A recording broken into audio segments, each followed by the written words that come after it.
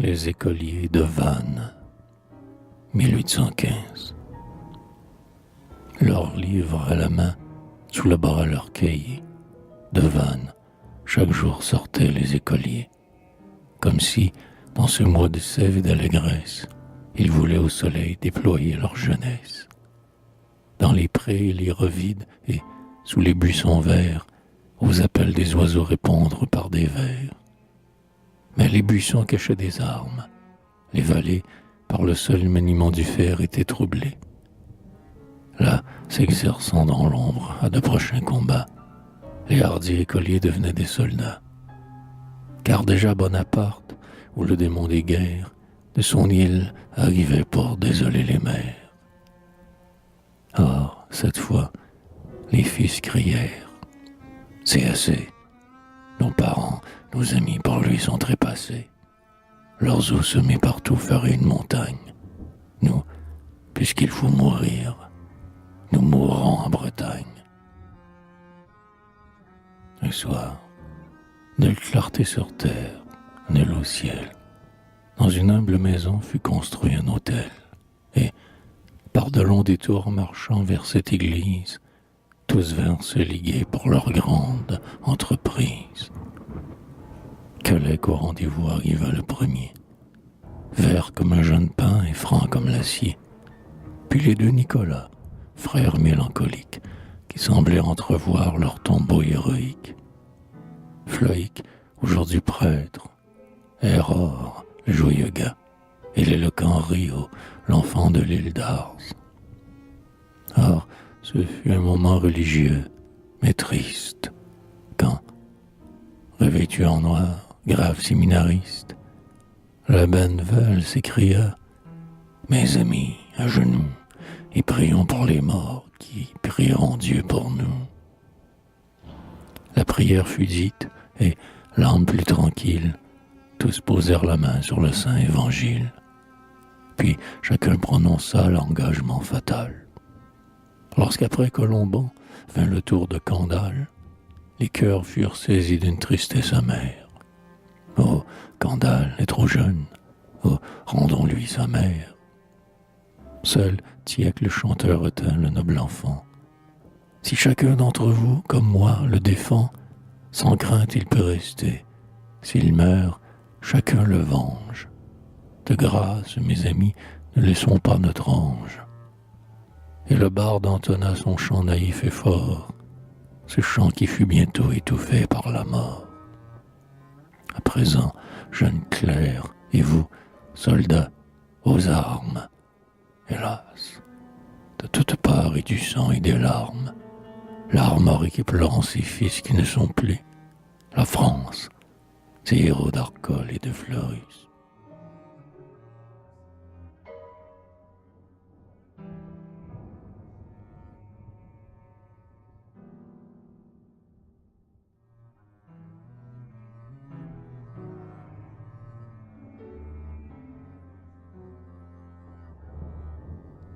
Ah, j'aperçois les Blancs, la légion entière, Marin et le bourreur, combat sur la rivière. Au milieu de leur rang s'agite Cadoudal. L'œil sinistre et hagard, souvent le général se tourne vers le bourg et regarde et demande si Gambert, le meunier, arrive avec sa bande. Les chemins sont déserts, et déserts les sentiers. Là-bas, sur un coteau tiennent les écoliers, mais leur poudre s'épuise et, bravant la décharge, les bleus, l'arme en avant, montent au pas de charge. Au premier coup de feu tombe un des Nicolas. Pleure, toi, son jumeau, qui doit le suivre, hélas. Mais leur robe de chanvre à la hâte nouée, quel ange les conduit, ces femmes dévouées, hors d'haleine, apportant les balles que leurs mains fondaient durant la nuit de leur cuillère d'étain. Courage, aux jeunes gens, sur ces hautes pelouses, voici derrière vous vos futures épouses. Vos mères, les voici debout à vos côtés, le pied sur votre sol, enfin, vous combattez. Ô reine des Bretons, Liberté douce et fière, as-tu donc sous le ciel une double bannière?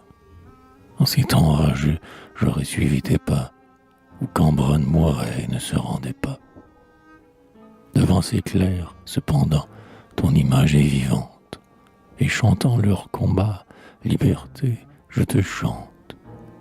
Ils n'avaient plus qu'un choix, ces fils de paysans, ou prêtres ou soldats, ils se sont fait chouans. Et leur pays les voit tombant sur les bruyères, sans grade, tous égaux, tous chrétiens et tous frères. Hymne médiateur, éclaté, noble chant, Vannes aussi m'a nourri, mon nom est sur ses bancs. J'ai nagé dans son port et chassé dans ses îles, j'ai vu les vieux débris de ces guerres civiles. Puis je connais le cloître où le moine Abélard vers la libre pensée levait son regard. Plané sur les deux camps aux voix médiatrices, et fermant aujourd'hui toutes les cicatrices. Ces enfants, accablés du poids de leurs fusils, ils partirent 300. Combien reviendront-ils? Toujours une fumée entoure la colline, voile où la mort se cache et lâchement butine. Barde, oh dans la mêlée, écho retentissant, bouche d'or, te voilà toute pleine de sang. Maudite soit la main et maudite l'épée, par qui du signe blanc la gorge fut coupée.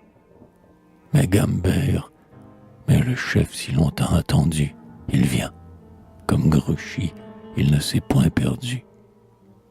Ici, terreur soudaine, ici, nouveau carnage. Dieu soit en aide aux bleus, aux chouans, aux sauvages. Sur ces pâles fuyards lancés comme des loups, n'aurez-vous point pitié de chrétiens comme vous? Voyez, pour effacer vos traces meurtrières, vos fils vont relevant ceux qu'abattent leurs pères.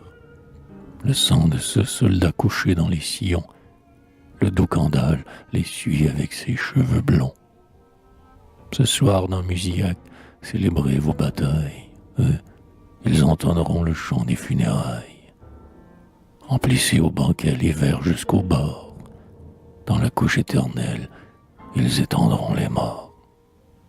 Mais, durant ces 3 mois de haine enflammée, dois-je aux traces de s'en suivre les deux armées, jusqu'au champ des martyrs, quand, le front dans sa main, Gambert vaincu pleura sur le bord du chemin.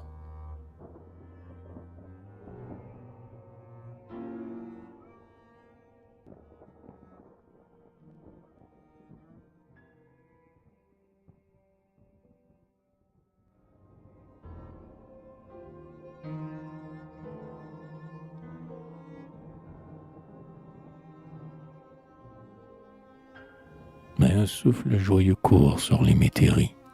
Le foin remplit les cours dans les grasses prairies. Les rires des faneurs partout sont entendus, et je vois les fusils au foyer suspendus. Pour un jour de travail comme vous voilà belle, votre galant du bourg, voisine, vous appelle. Non, railleur, non, méchant, à Vannes je m'en vais, ouïr une grand-messe en l'honneur de la paix. Les prêtres ont dressé l'autel sur la garenne, et mon brave filleul, s'il faut qu'on vous l'apprenne, celui qui s'est battu pour vous durant 3 mois, de la main de son chef doit recevoir la croix. Oh, Dieu veille sur lui, c'est un brave dans l'âme. Moi, je vais à mon pré. Gloire à vous, noble femme. Quelle foule, soldats, ouvriers et marchands, les hommes de la mer et les hommes des champs, et leurs filles aussi, sous les coiffes de neige, brillant comme des fleurs au milieu du cortège. Fleurs de Locmaria, de Limur, de Bangor. Tous les prêtres enfin avec leurs chapeaux d'or. Mais, silence, le diacre, à la main son calice, vient suivi de l'évêque et prépare l'office. Vous, pieux assistants, à genoux, et priez pour les morts qui prieront Dieu pour vous. Surtout, pontife saint, point d'hymne de victoire, mais dites en pleurant la messe expiatoire. de ces fureurs de sang par qui sont envahis les fils d'un même père et d'un même pays. Puis ces jeunes vainqueurs, purifiés et calmes, aux marches de l'autel iront cueillir leurs palmes.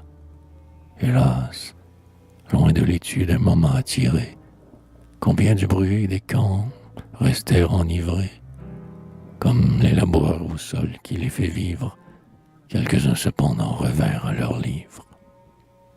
Parés du ruban rouge, un d'eux, matin et soir, sur les bancs studieux fidèle vint s'asseoir, et quand l'enfant passait, souvent sa mère en larmes, à vue de vieux soldats qui lui portaient les armes.